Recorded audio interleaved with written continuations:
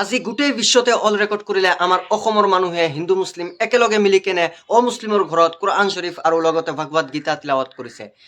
কাৰ ঘৰত তিলাৱত কৰিছে আপোনালোকে নিশ্চয় নিউজত চাইছে। আমাৰ অসমৰ খুবেই নামী দামী কণ্ঠশিল্পী জুবিন দাদাৰ ঘৰত একেলগে হিন্দু মুছলিমে বহি ভগৱত গীতা আৰু কোৰআন শৰীফ তিলাৱত কৰিছে। আজিৰ ভিডিঅ'টো আপোনালোকে যিমান পাৰে আজিৰ ভিডিঅ'টো আপোনালোকে শ্বেয়াৰ কৰি বিশ্বৰ কোনাই কোনাই পঠাই দিয়ক। আৰু আমাৰ অসমৰ জনপ্ৰিয় কণ্ঠশিল্পী জুবিন দাই কেতিয়াও কোৱা নাই যে হিন্দু মুছলিম মাৰপিট লাগক, হিন্দু মুছলিম কাটাকাটি কৰক, তেওঁ কেতিয়াও কোৱা নাই। তেওঁ কৈছে মোৰ কোনো জাতি নাই, মোৰ কোনো ধৰ্ম নাই, মোৰ কোনো জাতি ভেদাভেদ নাই, তেওঁ কৈছে। সেইকাৰণে আজি আমাৰ অসমত খুবেই অল ৰেকৰ্ড কৰিলে মুছলমান সমাজ আৰু হিন্দু সমাজ একেলগে বহি কেনে ভগৱত গীতা আৰু কোৰআন শৰীফ তিলাৱত কৰিছে।